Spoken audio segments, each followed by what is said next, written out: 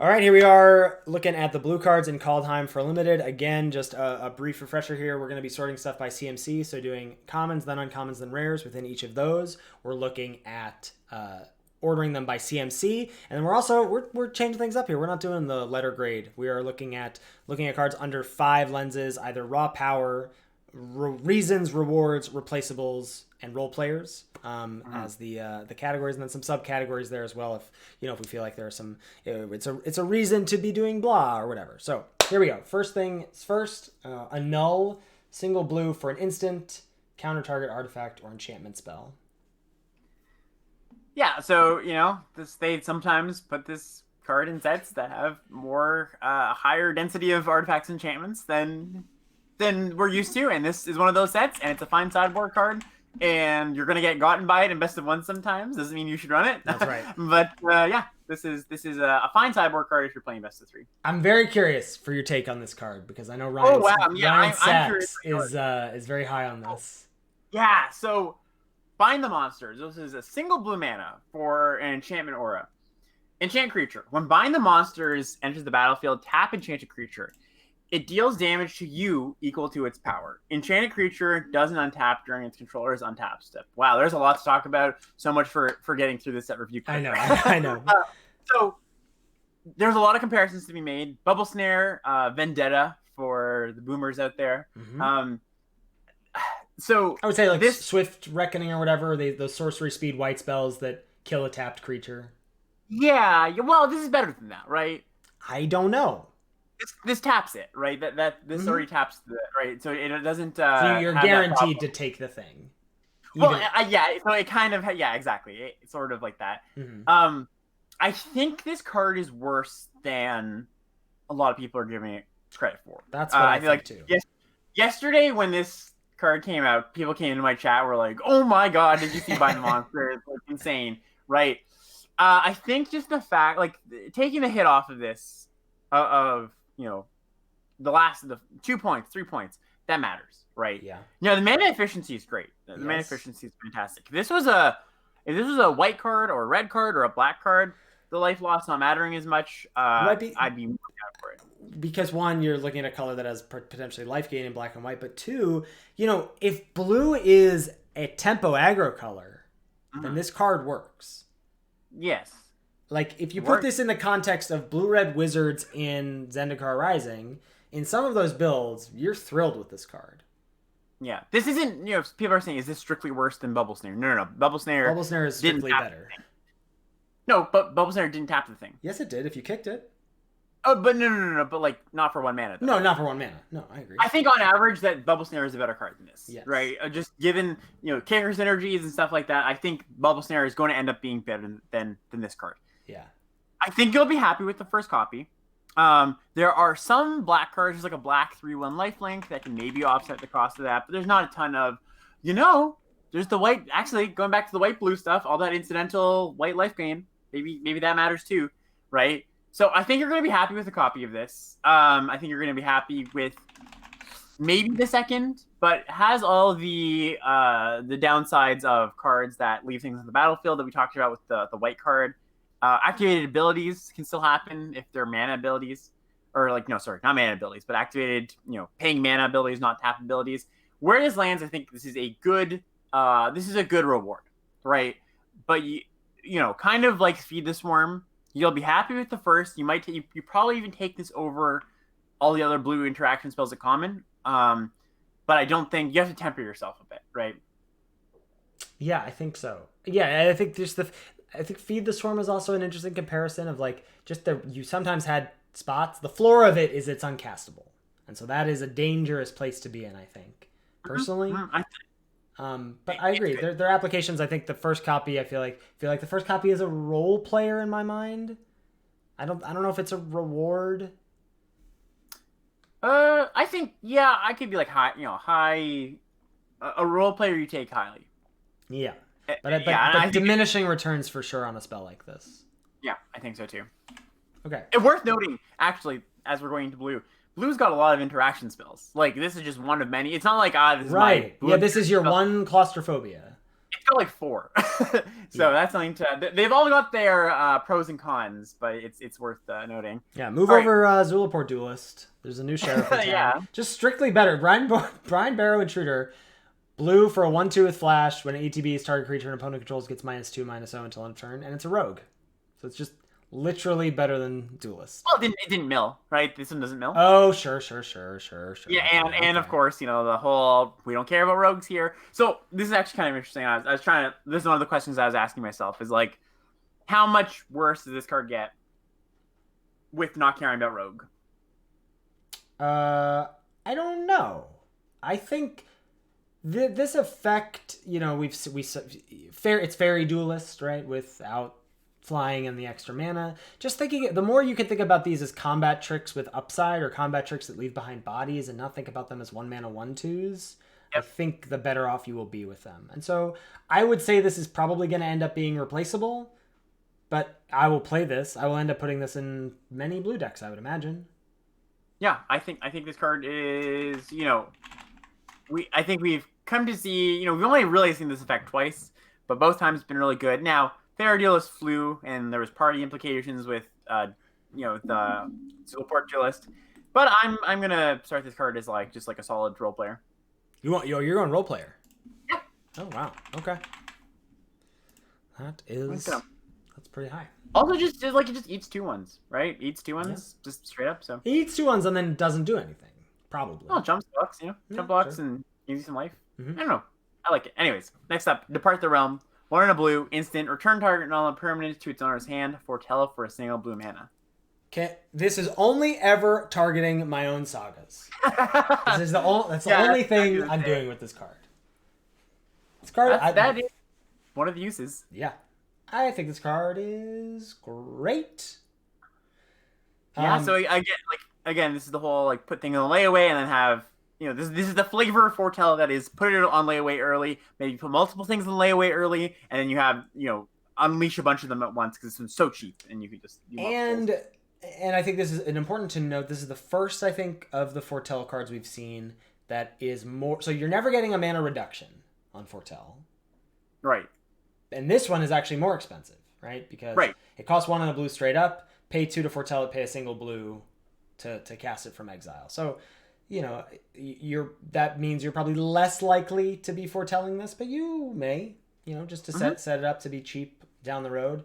But I think I'm definitely eyeing this with how many sagas we're seeing in the set. Like there being one for every color pair plus a bunch of rares that are good. Yep. I think that's very real for this. I think the first copy feels very role playery to me. Again, this is a card that draws me in because it is on a base level, does a thing you want to do in Magic. It's just like a game piece that will interact favorably, but also has those foretell, double spell, whatever synergies, X amount of synergies on top, right? So that's fair. I'm making a claim about Foretell not having a reduction. Perhaps there are a couple. There are the 3 mana 2/3 that has Foretell 0. Right. So I think that's there are a few. Special case though. Okay. Next up. Disdainful Strokes back. Yeah, so this is 1 and a blue for an instant counter target spell with CMC 4 or greater. Yeah, really interesting in the context of the set, right? Yeah. Because mana costs are weird. It's actually worse, I think, right? Because you're I think it's better. Maybe it's better. Okay, so state your claim. Oh wow, I'm really being put on the spot here because I think you're going to be more inclined to play expensive stuff because you can play it for cheaper. Sure. So yeah, and you get you can deploy this before turn 4 sometimes. Right. So I guess the way I was thinking about it, I agree with that. You're going to be more likely to play it. The way I was thinking about it is you're not getting as good of an exchange on mana as you would be when they tap with the player 5-drop. You're not being 2 mana kill it. A lot of times it's all right, you spent 3 mana. Right. Yeah. You're not. Yeah. So you're getting less of a tempo gain. I agree. I think you're right in general that it hits more things. Yeah. So it's probably better. Right. That being said, I think a really interesting analog is Morph, because the last time we saw this was in so not the last time, but the time before that, this was in the Morph set, and you weren't casting the expensive spells, you were just flipping them up. But now we are actually casting those expensive spells still. So yeah, I think it's going to be solid, still pretty. I pretty think I'm more replaceable. inclined to. Yeah, I'm saying like replaceable sideboard. I wouldn't be surprised if you're interested in main decking a copy Yeah, of I think this especially when all said and done here. yeah, especially with just the fact that you have in your blue-white decks probably a lot of instant speed stuff to do, right? So, okay. All right, I like this one. Karfell the Harbinger. It's 1 and a blue for a 1/3 zombie wizard. Tap to add blue. Spend this mana only to foretell a card from your hand or cast an instant or sorcery spell. So you can use it as one of the 2 mana to exile the spell, or just use it to cast an instant or sorcery. Yeah, pretty interesting. So I like this card too, mostly because it does the thing again. I think you need to get on board early, to combat your opponent's big mana turns, where they just unleash all their foretell stuff or 2 foretell things, right? So this is a 2-drop that fills that role. You're not going to be foretelling on turn 2. You're going to play this instead, but that means that like future foretells are cheaper. It just blocks well early. It's a zombie wizard, which are like 2 niche types that matter sometimes, but that's worth noting. There's actually not very many zombies that come in. So the cards that care about those, this is one of the few ones.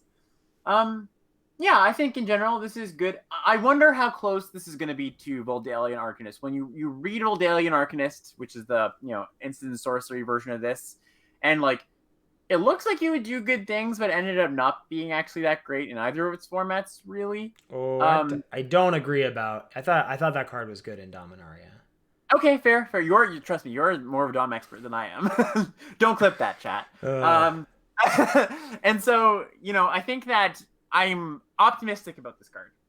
I think the play pattern of this on 2, double foretell on 3 is not crazy.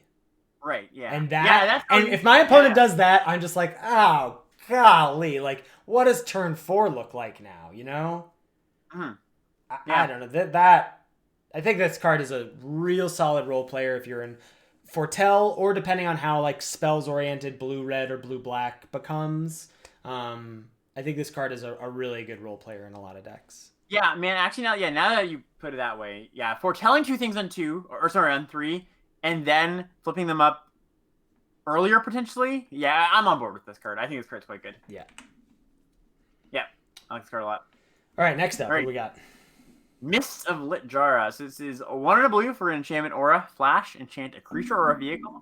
Enchant a creature gets -3, -0. So it's like Slimebind that we saw recently. Yeah. He played RNA flashbacks, but it also can hit vehicles. Again, I think combat trick with upside is the way to think about this. Like, well, also just in like as these blue decks, these blue white decks are kind of forming in my head. Like I think you are going to be playing. Like I think it's very much a ham style instant speed all blue stuff. Yeah, I think the pieces are all there. Right. The more and again, the more stuff you have to do at instant speed, the better they all become, right? Because then you pass with 2 mana up and you go, I get to cast my draw spell from foretell, I can counter something from foretell, or I just use this as a trick in combat. And you have all of this you have all of these tools at your disposal. Yeah. I like it. That said, role player at best, like yeah, I think so. Again, this is gonna I think the thing that's going to I think the thing that I assume is going to happen with these blue interaction spells is you're going to want like a mix of them, right? I don't think you're going to load up on these. Maybe you will, but like a lot of them have, again, they're pros and cons, and you kind of want to spread out your your answers. Yeah, for sure. All right, next up is Pilfering Hawk. 1 and a blue for a 1/2 snow creature. It's a bird. It has flying, and you can pay snow, tap it to draw a card, then discard a card. Yeah, so right into the snowy sided blue here, which man, I just love like the aesthetic, the art of these cards. Fantastic. I not really the flavor text. You love the flavor text too. Place, but yeah. So yeah, this is pretty interesting. Again, kind of like Windrake. Stormcrow. Often we've seen Stormcrow with a bit of an upside is better than you might think a Stormcrow would be. Wait, hold on. I thought we landed on. There's been this like arc of like 2 mana 1/3 flyers. We went from like these are bad to these always overperform to I think these are now we've curved. I think we've peaked on these perhaps. So you think this is worse? I don't think Stormcrow with upside is a selling point to me right now. Okay, that's fair. So what do you think about a looter that's 1 mana to loot? I think this is good. I think this is a reward for being in a snow deck. I'm reminded of Facet Reader, but that definitely had some contextual reasons why it wasn't good. 2 to loot, right? Was it? Yeah, it was 1 and a blue to loot. Oh, if that's true. Right? Then, yeah, that's a big difference. Yeah. No, it was 1. It was 1. Oh, it was 1 colorless. Oh, 1 and a blue cost. 1. Yeah. I don't know. So maybe just not good. Maybe no one cares about a looter that costs mana to activate. I just feel like you're maybe doing bigger things in your snow decks, right? Yeah. Like we're like, yeah, this is a thing, but you want your 2 to be defensive or ramp you. All right, I could just go replaceable on this. It's flood insurance, but like there's just good card draw. I don't know if you need this. Yeah, that's. Right? I mean, yeah, the card draw spell at common in blue is insane. Yeah. All right. The difference between 0 mana to loot and 1 mana to loot is often huge. Like again, like Facet Reader was bad because of contextual reasons, like mutate and cycling existing and like a bunch of stuff. So I'm willing to I would start this as role player just because snow decks want snow things, and this is a little bit of a upside. But maybe this is just too small ball. Yeah, maybe. Yeah, I'm gonna go replaceable. You kind of talk me down on it. I'm gonna go role player. I'm gonna optimistic. It's been noted. It's noted. All right, strategic planning is next. 1 in a blue, sorcery. Look at the top 3 cards of your library. Put 1 into your hand, and the rest into your graveyard. Yeah, nice little reprint here. So again, this is the 4 things I care about being in your graveyard or casting cards that need to exile a creature for an additional cost or a bonus. That being said, we've had sets that that this was the joke before where it's like, the graveyard matters, but even still, this card hasn't really done too much. Now, can I see a world where you really want to fill your grave up quickly and you want like a bunch of these?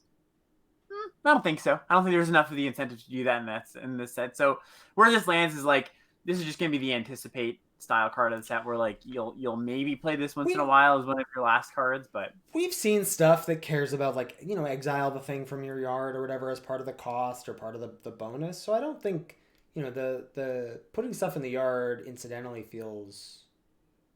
I think it's better than we think. I agree. I'm not giving this anything more than just replaceable. But it's got its implications for sure. There's spots for sure. All right, next up we got Dragor Thought Thief. So this is 2 in a blue or a 3/2 zombie rogue.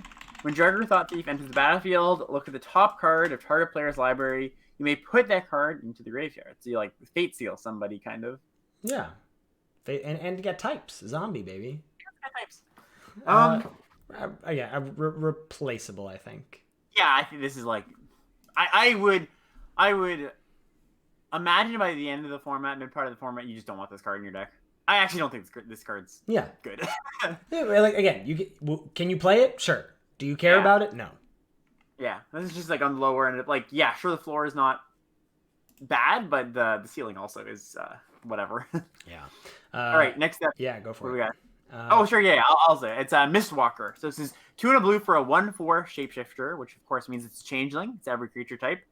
Might actually be the first instance of changeling we've seen. Yeah, I think so, right? Oh, no, we saw it on the gold card. Yeah. This is every creature type. So it's flying and has the ability 2 mana. Mistwalker gets +1 and -1 until end of turn. So this is cool. Yeah. It's a nice blocker early. It's one of the things I was saying about the Giants deck is there's not cheap Giants. This is a cheap Giant, right? Ooh, yeah. Right. Shapeshifters in, I guess it's non-white. Thinking about just giants and elves is a good way to be keeping shapeshifters in mind. I say. Yeah, 3 mana 1/4 flyer that has threat of activation in combat and changeling. This actually feels kind of rewardy to me.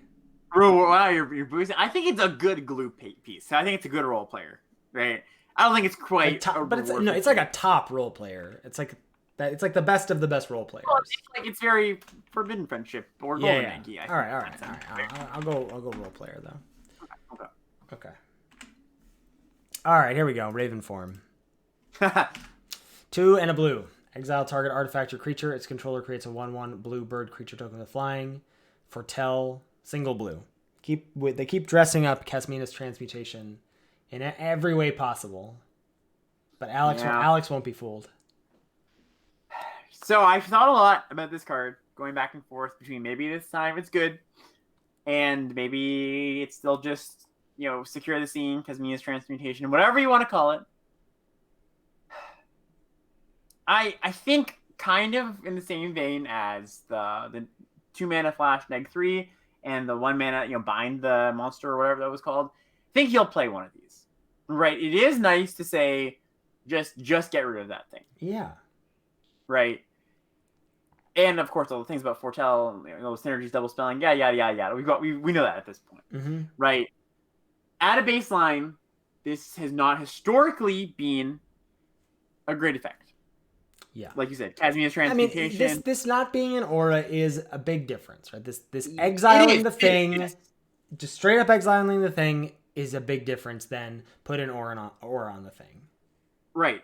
And like just being able to get that out of the way is nice. Just get a thing out of the way. Like, don't discount the 1-mana bird. It's important not to discount that. But I do think that this card is going to be a solid, like, you'll want one. I think you, again, if we keep doing at the end of the draft, if you don't have one of these in your blue decks, I think you're not going to be happy. So I think you want the first one, as people are saying in chat, as a role player. First one's a role player, and I think diminishing returns after that, / like sideboard stuff. I don't think I'm looking to start 2 of these. Yeah.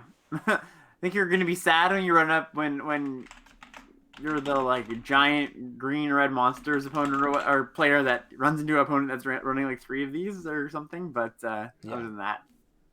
Yep. Okay. I could even see actually not even wanting that card, to be honest. That's what I think. I think that the ceiling I think for it is you want 1 copy. That's what I think. Exactly. And we could even just go look, because a 1/1 flyer is not nothing. Now you're taking your Mistwalkers highly, and so you're blanking it a lot of the time, maybe. So we'll just have to see. I think the other thing to consider is like you can often just like there are just other options. Like if you're pairing it with red, you often have the red removal. If you're pairing with black, you often have the black removal. So it's like I don't know how low you have to stoop. Anyways, let's get to this next card, Augury Raven. I'm quite confident this card is good. This is 3 blue for a 3/3 The hot bird. takes keep coming. Yeah, it's flying, as most birds do, and has foretell for 1 blue, just 2 mana. Yeah, I think this card's great. Phantom monster with insane upside. This is like a very subdued version of those like rares we saw where it's like foretell on 2 and then on 3 you just flip up and you're like, oh, that's if you just cast this on turn 3, that's 4-mana 3/3 flyer is pushed, my friend. I think it's fine these days. I think it's like, but at common is all I'm saying. We saw in Eldraine we saw that card, right? It was whatever. We saw 4-mana 3/3 flyer in Eldraine. Yeah, you needed adamant, but.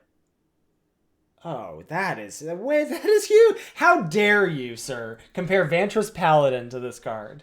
Anyways. My goodness. This card is good. This card is quite good. This is reward for sure. Yeah, love this card. Yeah. I think this next one might even be better. Behold the Multiverse. 3 blue for an instant. Scry 2, then draw 2 cards. Foretell 1 blue.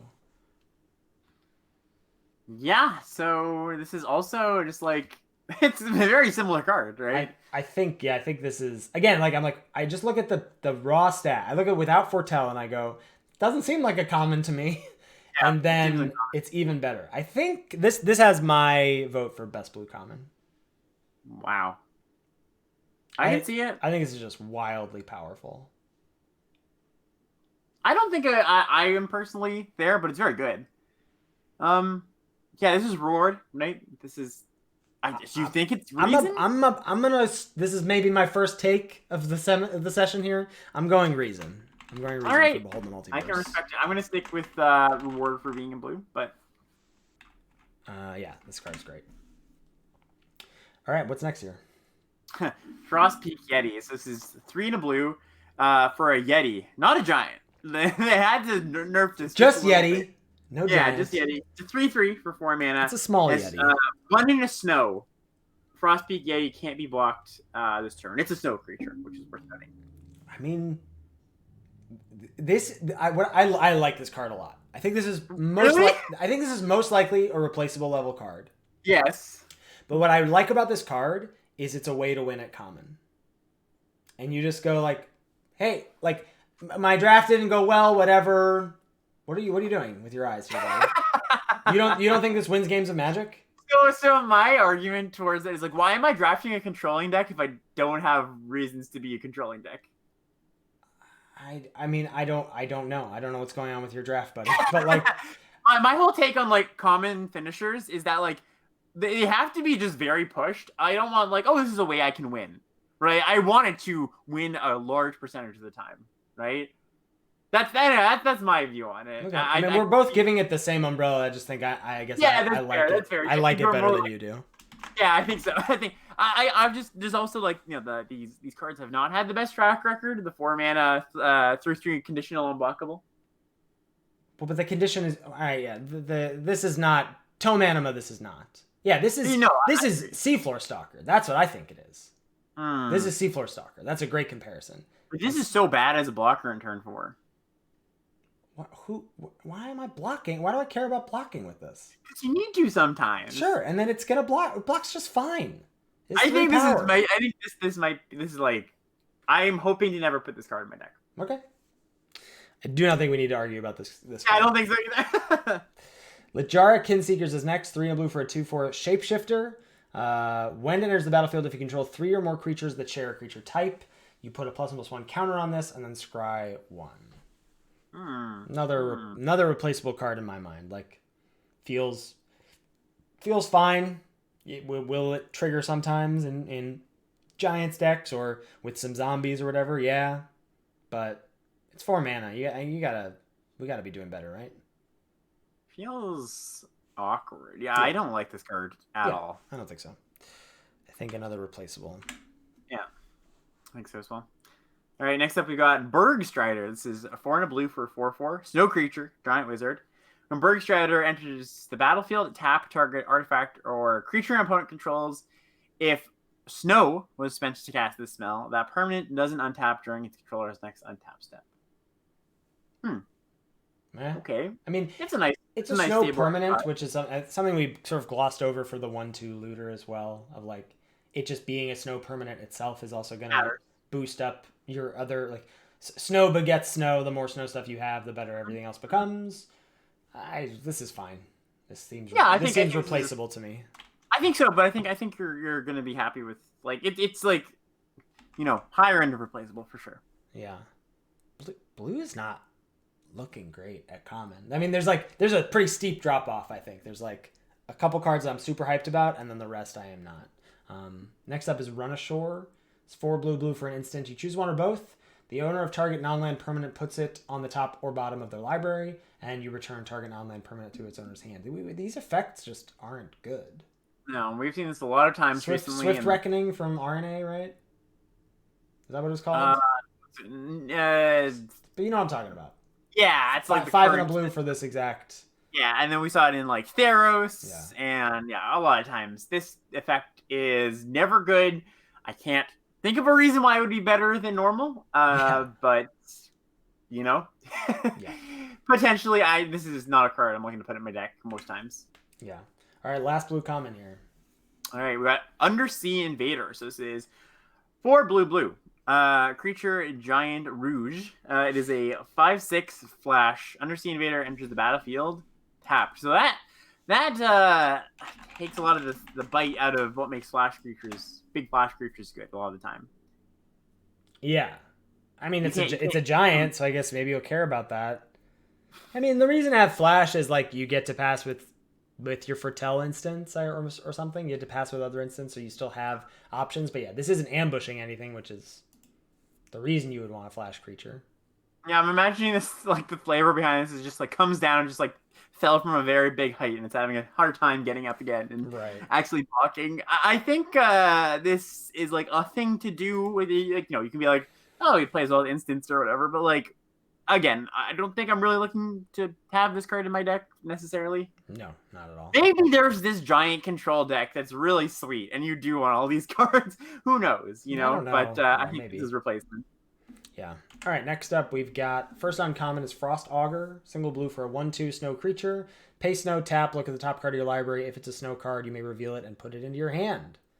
Yeah, so I was higher on this card. I think I was Team Ethan rather than Wow, Team Ben. that never happens. It doesn't actually. You're you kind of jest, but it actually doesn't. Yeah, I'm not joking. Oh, okay, never mind. Sorry, Ethan. So I do think this card's quite good. Just for all the reasons you mentioned, like it's a 1-mana snow creature for things that care about snow, and like, of course you're not going to put this in your deck that has 8 snow things in it, but in your deck that has 20, which is not insane, right? Snow creatures, snow lands. You're gonna, like you said, draw a card every other turn. Yeah. Right, or on average, the card's quite good. I like it a lot. I would give it a reward. Yeah, I think it's a reward for being heavy snow. Yep. Agreed. All right, next up we got Ugh. Giant's Amulet. So this is a single blue mana for an equipment. Equip costs 2. It says, when Giant's Amulet enters the battlefield, you may pay 3 in a blue. If you do create a 4/4 blue Giant Wizard Amulet creature token, then attach Giant's Amulet to it. So you got a. Oh, sorry. Next line of text is equip creature gets +0/+1 and has hexproof as long as it's untapped. So you pay the kicker. You get a 5-mana 4/5 hexproof blocker. I think this card is very strong. This is a reason to draft blue in my mind. Oh, interesting. So you gave a sigh of when you read this. Is that just from hexproof? Yeah, from hexproof. So the untapped mitigates a lot of the kind of things we hate about hexproof, right? Like slapping an aura on it, going to town, right? Sure. You can't just like attack with your flying, don't a lifelink rune on it or whatever, and it's not like. I mean, vigilance does exist, my friend. Not a lot of it though. No, but it does exist. Yeah, that's true. I think it's good. I don't get me wrong. I think it is also a reason to draft blue. Just baseline comes down, blocks, right? Basically everything. I liked Humongulous by the. Well, on my second go around of RNA, I like Humongulous. Came around to liking that card. It's just a thing that comes down, blocks everything, and won't get removed. Right? So I think this plays that role. We've seen this card at 6 mana before, without the equipment kind of stuff, and that was never good. But I think this is a significant upgrade. Yeah. So yeah, I would say reason here. All right, we got Avalanche Collar, 1 and a blue for a 1/3 snow creature human wizard. You can pay 2. Target snow land you control becomes a 4/4 elemental creature with hexproof and haste until end of turn. It's still a land. Yeah. What the heck? So this is very similar, I think, to the Auger that we just saw, the 1-mana Auger. Uh-huh. Like, this ends the game. Like, it blocks, okay, early in game. Ostensibly, we don't know how 1/3 is really going to line up, to be honest. But blocks early, turns your snow lands into 4/4s on defense or attacks. Like, again, this is the thing where, just like the last card, where if you need a giant blocker, you're going to have it, and they're not going to be able to interact with it. I like this card quite a bit. I think this is also a reward for being in snow. Yeah. 2 4/4s? I wonder if it's even a reason. Could be.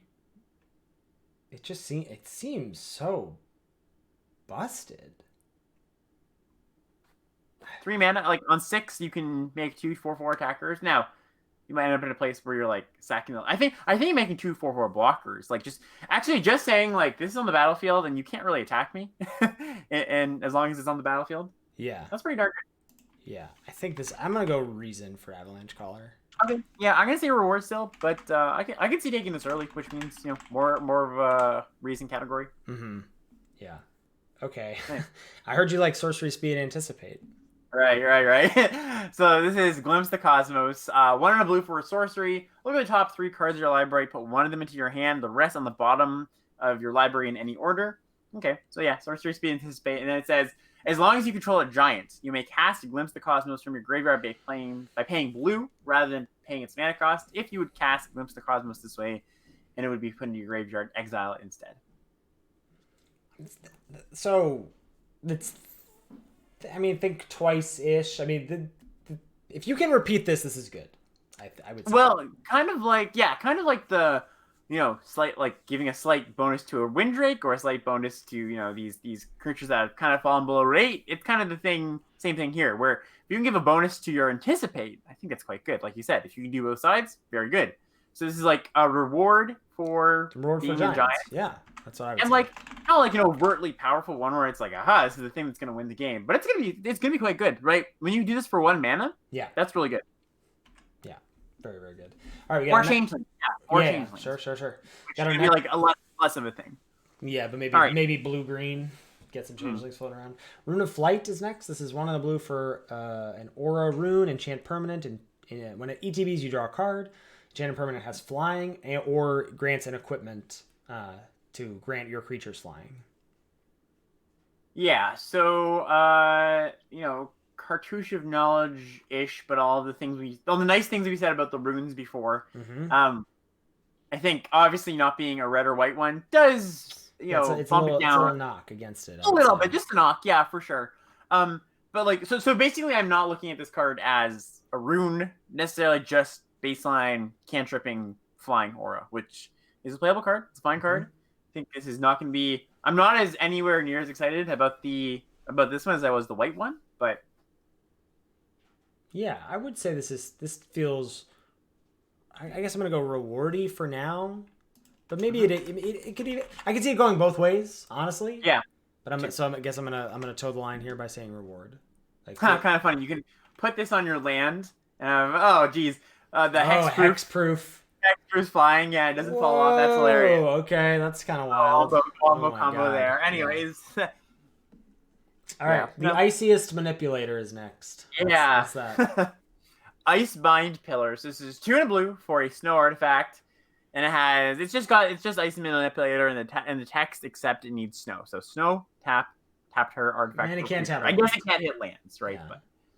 But okay, I mean this feels very much a reason to draft snow stuff. Yep. I completely agree. This card's quite good. Is snow, and you don't have to be heavy snow for this. No, you need to. Yeah, you need to have I'd say 5 snow sources in your deck to reasonably play this card. But yeah. All right, we got a counter spell here. That's a foretell spell. Saw it coming. 1 blue for an instant counter target spell with a foretell of 1 in a blue. Yeah. So this is just ties into the whole idea of all these cards that want you to have mana up, right? It's just we always ask the question: is this a cancel set? Is this not a cancel set? Right. Some sets definitely lend themselves more to being a cancel set. I think this probably does because people are. I mean, then again, depends how good the aggressive decks are. Like I know there's going to be matchups where this is really good, right? Where you're just having a cancel is great against their foretell stuff. You really do see it coming, right? Because you see they're foretelling a card, right? And the fact that all your blue decks are going to have a lot of instant speed stuff, or a lot of them, I think this is good. I think this is reward in a subset of blue decks, basically. Yeah, I think so. So reward in foretell / instance. Okay. Next up, I want this card to be good so bad. Inga Rune Eyes. This is 3 in a blue for a 3/3 human wizard legendary. When Inga Rune Eyes enters the battlefield, you scry 3. When Inga Rune Eyes dies, draw 3 cards if 3 or more creatures died this turn. So you've got a whatever that card is called from Zendikar Rising, the wizard that's scryed, but you always scry 3, which is nice, right? Octoprofit on steroids, baby. Yeah, Mega Octoprofit. That's probably a better comparison. So basically, this is like a blue-red or a blue-black card, so that you can set up a trade and then a removal spell. Because they're never attacking with enough stuff for 2 things, 3 or more things to die. Right. They're not going to. They might attack with 1, and in that scenario, they can't attack with a big thing. They can only attack with a mid-sized thing. I mean, I'm already in for 4 mana 3/3 scry 3. Scry 3 is a pro. Scry 3 is it's draw a card. As close to draw a card as an amount of scry becomes, in my mind. You are almost certainly bottoming an irrelevant spell or a land. It's gonna be real good when you combo this with the Wrath. Sure, yeah. I mean, I don't think we need to make the Wrath better, but fine. I think that this is. I'm not excited about 4 mana Scry 3. I think that's not enough of a bone, an upgrade over Octoprofit. Now, does the second line attacks matter? It might. I can see it. Like, again, the thing that this does best is it limits your opponent's combats, right? Like, they can't let you draw 3 cards most likely. Yeah. I think all of that adds up to a card that is a reward for being in blue in my mind. Yeah, I would agree with that. Okay. What's going on next? Frostpyre Arcanis. So this is 4 in a blue for a 2/5 giant wizard. And it says this spell costs 1 less to cast if you control a giant or a wizard. When Frostpyre Arcanis enters the battlefield, search your library for an instant or sorcery with the same name as a card in your graveyard. Reveal it, put it into your hand, and shuffle your library. It's like Pattern Matcher. Yeah, right? I made the wrong comparison on the podcast, but yeah, it's like Pattern Matcher for sure. Mm-hmm. I like that. I don't know. I don't know if it's good, but I like it. Well, I don't know. I think it'll have to depend on when we get to red, but I do know there's already there's a burn spell in red that is probably the best common in the set, or one of the best commons in the set. So you're gonna want to load up on that if you're in blue red. I'm gonna want to load up on my scry 2 draw 2. So I think it depends how the redundancy of spells you are interested in grabbing. And you're going to want to be on that path before picking this up or before caring about that. And then I guess there's also, it has relevant types in a set that is potentially, where Giants is potentially going to matter. But I'm not sure I'm sold on Giants mattering yet. This is a card you're just going to like draft to draft. You're going to be like, oh, I potentially make this card good or not, So I like it. It is a lot of hoops to jump through. I mean, like casting this card for 5 mana is fine. You really want to cast it for 4 mana if you can, which isn't a nightmare if you don't. But like, I'm actually more out on this card than in. I think it's harder to set up than you might think, and the reward is good. It's tutoring, like ostensibly it draws good spell. you a good spell. That's pretty good. I would say I'm gonna say role player in. I would say role player as well. Yeah. I agree. All right. I think we might get there, Alex. All right. First rare here, yeah. Ascendant Spirit, single blue for a 1/1. Snow creature spirit. You can pay snow. Ascendant Spirit becomes a spirit warrior with base power toughness 2/3. Pay triple snow. If it's a warrior, you put a flying counter on it and becomes a spirit warrior angel with base power toughness 4/4. You can pay quad snow if it's a spirit, or if it's an angel, you put 2 counters on it, and it gains whenever this creature does combat damage to a player or draw a card. Yeah, it's a riff on Spear of Destiny / that card from Con, level up style cards, right? Yeah. So, this is another. So this one does ask you to be heavier snow because it's not really a real card until you get to the second level there with 3 snow, and that matters. Being a 4/4, Angel, does this have flying? Yeah, it gets a flying counter there, so that's nice. And then, so like once you get to that 4th mode, or the 4th level, which isn't crazy, but again, you don't have to have a lot of snow. Mm-hmm. It just takes over the game, right? Because you can actually start activating it multiple times. Like It's not just like you can keep putting counters on it and keep drawing cards. Mm-hmm. But all in all, I don't think this is like definitely more like rewardy than reasoning. Like I don't think I'm gonna take this early and then like draft a bunch of snow. Maybe I will. Maybe I will. I feel like I'm going pack 1, pick 1. This just take all the snow, and then I'm trying to draft all the snowlands.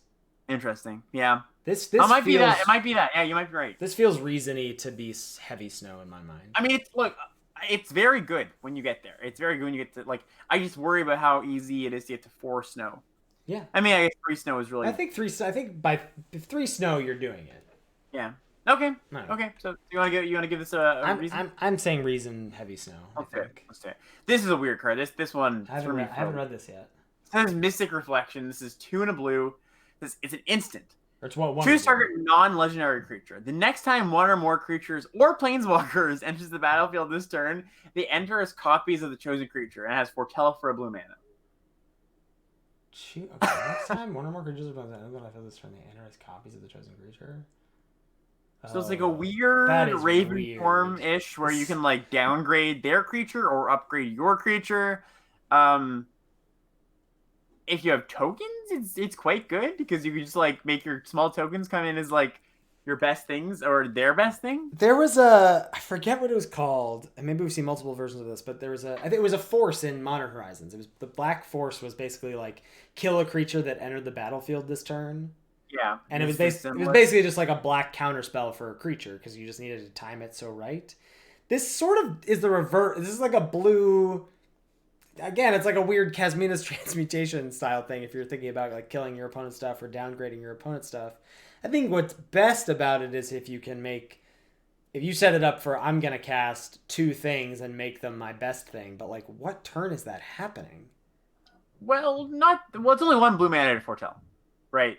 But you got to be, I feel like I need to be upgrading 2 things to be pretty happy about that. And that's not that. So I think there's going to be, this is a card that like, yeah, it can be your opponent's best thing. That's true. We can look through the set and be like, all right, let's look through what cards is this good with. And I'm sure there's a few that are like, oh yeah, it's actually quite good with that, right? Right. Like at the baseline of like what it does just on its own, I don't think it's good enough. Just like downgrading or upgrading your creature. Maybe it is. Maybe I don't know. Maybe it's gonna be hard to see, or it's gonna be hard to tell. I think until you play with it. I would give this role player, but has potential to, or sorry, replaceable. Oh, the creatures have to enter at the same time. Yeah. So you need like a token maker. Oh, this is not good. I don't think that changes my evaluation all that much. I mean, it would be better, but that changes my evaluation. How are we low on Raven form, or whatever? Mm-hmm. They feel very similar to me. You're like never netting a card of value here. Yeah, I'm not high on this card at all. I just think there's like it has definitely more applications than Raven form. You know. Yes, more. Yeah, I'm on replaceable here. Yeah, sure, but I do think like again as we play out the set, it's gonna be like, ooh, that's like a cool direction. Like there are things to do with it for sure. All right, next up we have Cosima, God of the Voyage. So I'm glad you got this. Or wait, is this me? Oh no, I don't even know. I can do it. So okay. 2 and a blue for a 2/4 legendary creature god. At the beginning of your upkeep, you may exile Cosima. If you do, it gains. Whenever a land enters the battlefield under your control, if Cosima is exiled, you may put a Voyage counter on it. If you don't, return Cosima to the battlefield with X +1/+1 counters on it, and draw X cards where X is the number of Voyage counters on it. Oh my god, what was that cube card? This is way back in the day, but it was a suspend card. You suspended it with some counters on it, and then when most suspend cards. The counter came off, and you would draw a card, and then when it came into play, it would be for Eon Chronicler. Thank you. Eon Chronicler. Ah, gotcha. Yeah, very similar to Eon Chronicler. Okay, so the other side here, is a vehicle, the Omen Keel, 1 and a blue for a 3/3 crew 1 legendary artifact vehicle. Whenever a vehicle you control deals combat damage to a player, that player exiles that many cards from the top of their library. You may play lands from among those cards for as long as they remain exiled. Okay, so let's go back to the front side to try to parse what's going on here for a second. So basically, she comes in on turn 3. She's a 2/4 blocker, not a bad blocker. No. You get to exile her and start playing lands, and your lands start to accrue value. Like the Eon Chronicler, right? And she comes back in, and she can be giant, and you draw cards, right? Mm-hmm. That's the idea. And then you can send her away later if you'd like to draw more cards. Mm-hmm. That's good. That's actually quite good. Yeah. Right. I think a lot of times you're just gonna keep her in play, which is fine, right? But a lot of times you just have enough, creatures in your hand. You're like, yeah, I can give up this creature. Like it blocked for a turn, or it prevented an attack, and then I'm gonna start drawing cards with this, right? Yeah. So this front side is fine. This is a good I like this card and what it's doing at a baseline, right? The back side, it's a little weird. Mm-hmm. The blue vehicle that is less, it excites me less. It's weird. Actually, I don't like this card. You're just never playing that. You're always playing the front half. Yeah, you're always playing the front end. Almost always. Yeah, I think remember Silent Submersible when that card got memed to death about how bad it was. This is a little bit better than that. Being 3 powered. I guess there are the 1% of time where you have a very land light hand, but you can play this on 2 and then crew it on the play.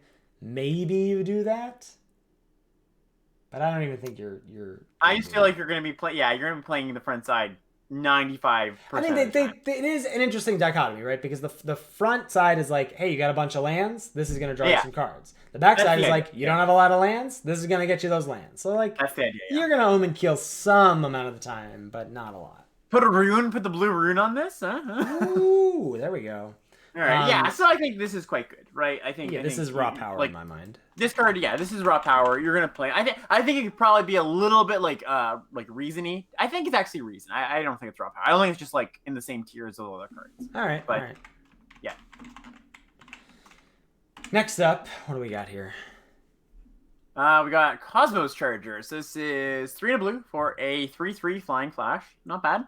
Foretelling cards from your hand cost 1 less and can be done on any player's turn. Wow, that's really cool. That's and it has foretell for that is so disgusting. So all of your foretell stuff is just 1, and you can foretell it, like you can exile it on your opponent's turn. So it's not strict upside, right? Because foretell is you can only like cast the foretell on a next turn, so you're actually gonna want to do it on your turn most of the time, anyways, unless you have like instants that you really want to hold up, or if they're creatures. Right? Yeah, if they're creatures, sure. Yeah, it gives you some flexibility, but that's the huge part is it costing 1, right? Like that. The whole downside of foretell is that you're paying that mana up front, and you're like, all right, taking a bit of turn time off here, and it's a flash flyer. Like, this is good. This is a big reason. Yeah, it's a lot of little things. Like, it's not like this comes down and changes the game completely, but it's a lot of little things that add up. I think this is reason, not quite raw power, but I could be convinced otherwise. What's that? I'm saying I think it's reason. Yeah. I think it's reason, not raw power. I agree. Yeah. All right. Orvar, the all form, is 3 and a blue for a 3/3 legendary creature shapeshifter, so it's a changeling. Whenever you cast an instant or sorcery spell, if it targets one or more other permanents you control, create a token that's a copy of one of those permanents. Oh my goodness. When a spell or ability an opponent controls causes you to discard this card, create a token that's a copy of target permanent. Yeah. Wow. Wowie. So does this change?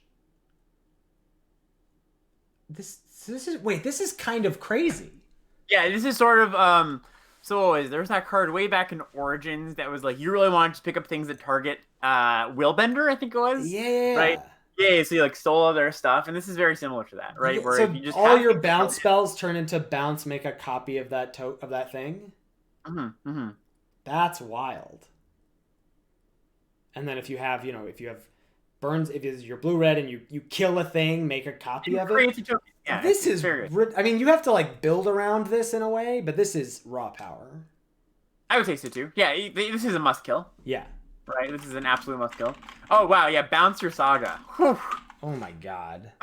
that's pretty nuts. That is pretty insane. Yeah, I like this card a lot. Yeah. All right, here's another god. All right, we got Alrund, a god of the cosmos, 3 blue for a 1/1. But Alrund gets +1/+1 for each card in your hand and each foretold card you own in exile. Oh, so sorry, that's nice. Sorry, I want to pause real quick. Wait, so I screwed up here because, and this is important for our YouTube video so we don't get flamed. Whenever you cast an if it targets one or more other permanents you control. Okay, so it doesn't work. Right. I mean, right. you can use a removal. You can turn a small burn spell targeting a larger thing into just copy the thing, but it has to be only permanents you control. Okay. Yeah. All right. Which is fine. Sorry. It's still good. It's still very good. Thank you, chat. All right, so we got Alrund, God of the Cosmos, 3 blue for 1/1. Alrund gets +1/+1 for each card in your hand and each foretold card you own in exile. And it says, at the beginning of your end step, choose a card type, then reveal the top 2 cards of your library. Put all cards of the chosen type into your hand and the rest on the bottom in any order. Which, actually, most of these flip cards, they don't, you kind of just choose one when it comes in, and they don't necessarily play well together. But this one actually does. So the backside of this has got a little birdie here. It's a 2-mana bird. It's a 2/3 flyer. And it says, when Haka, Whispering Raven, deals combat damage to a player, return to its owner's hand, then scry 2.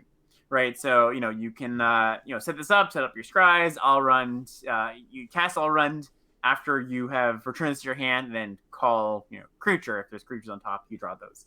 So nice little package here. Yeah, this just seems all upside, baby. also just being like a 2/3 flyer. On like the nice part about this, Yeah. 2/3 flyer on turn 2 to block, and then comes back like one of the this is the classic, almost like a morph where you just play it early and then later it's a big thing, right? Great design. Very not like rawly powerful. It is kind of like you gotta grind a bit for your value. But this is definitely a reason to be in blue. Yeah, I agree. All right, next up is Graven Lore. 3 blue for a snow instant. Scry X, where X is the amount of snow spent to cast the spell, then draw 3 cards. It's Skyship Plunder or whatever. Skyclave Plunder or whatever the card from Zendikar was. This is an instant, which makes it a lot better. That's true. For sure. Yeah. But it's a big draw spell. It's interesting that it's a snow instant, but it could just be a 5 mana 3 or 5 mana draw 3 for any deck. Yes, yeah, that's kind of interesting too. So Jace's Ingenuity at its baseline. Yeah. Right. I think we've had to kind of temper ourselves in these cards. Yeah. Plunderer was not good. Right, just because Jace's Ingenuity style cards used to be very, very good, and they're fine now, right? Like drawing a bunch of cards is not the end all be all unlimited anymore. Like tempo matters a lot more, basically. Not to say this card isn't good. Again, going with the whole theme of like instant speed stuff, right? Like this plays really well into that, right?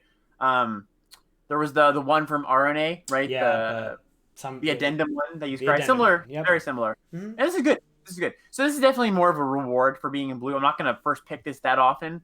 I could see blue being this place where the best blue decks are just these like instant speed decks that just want to have all these instant speed things that play well together. And then this card does go up a little bit, but I think I'm going to start this as reward. Yes, I agree. Sam Black in chat saying bold to my previous comments. Here's a question. On average, is this better or worse than Behold the Multiverse? The Scry 2 Draw 2. Oh, 3 is more than 2, which is like, that's what I would say to that. Yeah, but 5 is more than 4 or more than 2 though for CMC. And so like, is this it? We're getting people saying that they think this might be worse. Scry 5 more than 2. I mean, obviously, if you're in a heavy snow deck, this is better. But I think on average, I think it's an interesting conversation, and they're definitely close in my mind. And if I saw both of them pack one, pick one, I don't know which one is obviously better. I would go for this is better. Like, digging deep and drawing 3, like, that matters, right? I think, I can imagine a world where the other one's better, but I would go with this one. Yeah, so we're going reward here on Graven Lore. Yep. I'm in for that. What's next here? Reflections of Lit Jarrah. So this is 4 and blue for an enchantment. As Reflections of Lit Jarrah enter the battlefield, choose a creature type. Whenever you cast a spell of the chosen type, copy that spell.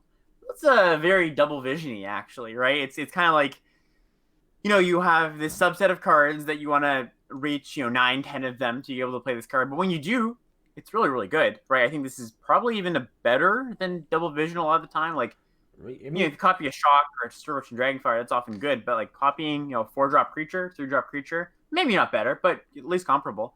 And I think Giants is likely to be the thing you choose with this, and curving this into a 6-drop or a 5-drop Giant that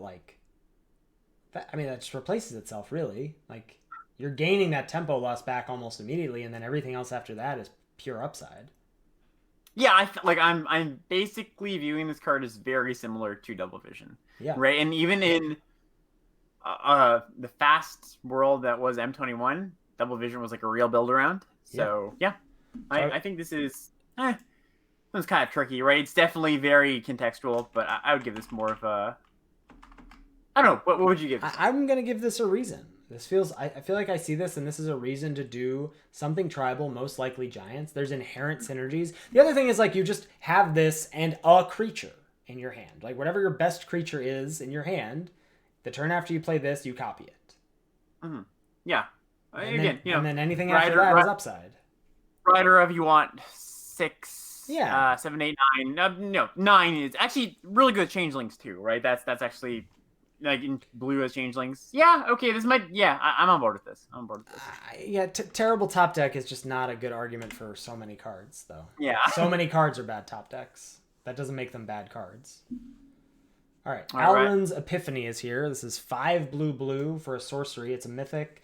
Create 2 1/1 blue bird creature tokens with flying. Take an extra turn after this one. Exile Alrund's Epiphany, and you can foretell it for 4 blue.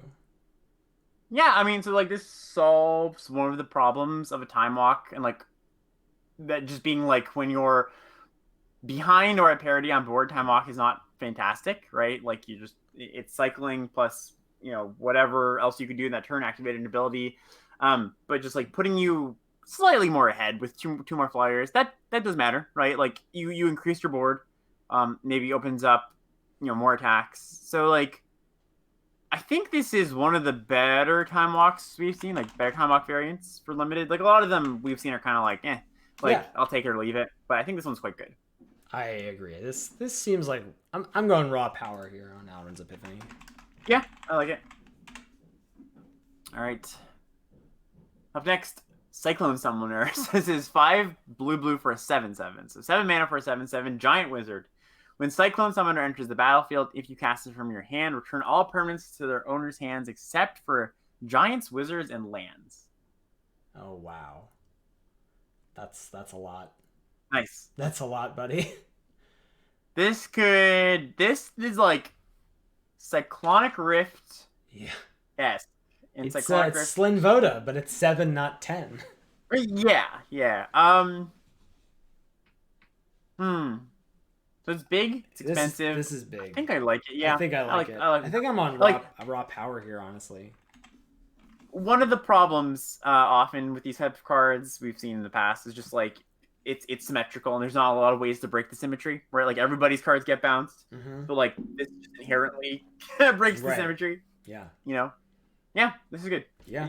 You like raw power or I'm going raw power, but I can mark you down different. I'd be on reason. Okay. Sam's asking, but it's a draft around like you really want wizards and giants. Doesn't that make it a reason?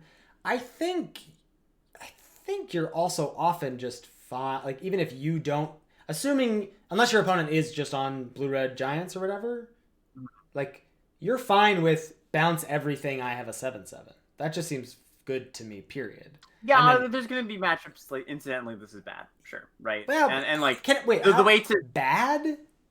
Yeah, because they're going to have like not bad. Okay, not a bad card, but it's not going to do the thing you're expecting it to do. Right. I guess there are times where it bounces none of your opponent's stuff and some of your stuff, and you have a 7/7. That is the worst case scenario. Yeah. Right.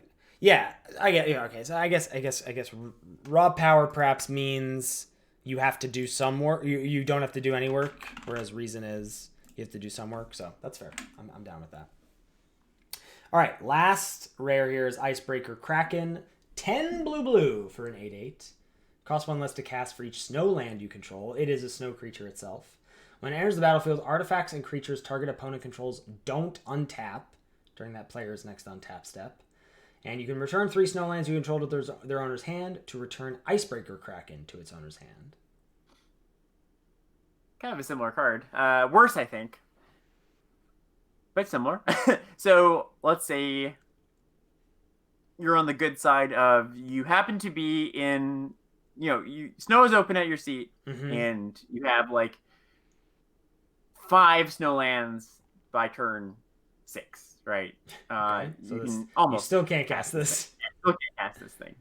But it's only snow land. It's not snow permanent. Yeah, it's only snow lands, Ooh, right? That is rough. You both need to be in a pod that snow is open and have a draw where you have a lot of snow lands, or this is just a very late game card. And this isn't even that good as a very late game card. It's good, but the next time, like if you're going to return it to redo it, it's going to be way harder to cast it the next time. Yeah. I like this card not as much. Like I said, similar card to the giant we saw. This card doesn't entice me as much. Yeah, this doesn't make me want to do heavy snow the way like Ascendant Spirit or Auger does, because like. Even if you go heavy snow, you're not guaranteed. Like both the draft has to line up and your draw has to line up. in Yeah, there. this feels a little bit like Merit Lodge's Slumber, a little bit where it's like a lot of things have to go right, and the payoff is good but not great, Yeah. right? Like, Yeah, if we're talking supreme draft, you can make it work, but yeah, it's definitely a very different card. But yeah, yeah, I'm gonna give this one like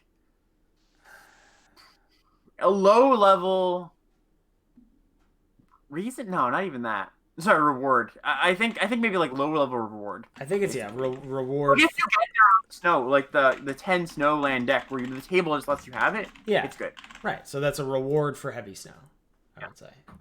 Yeah. Ooh, all right, that's blue.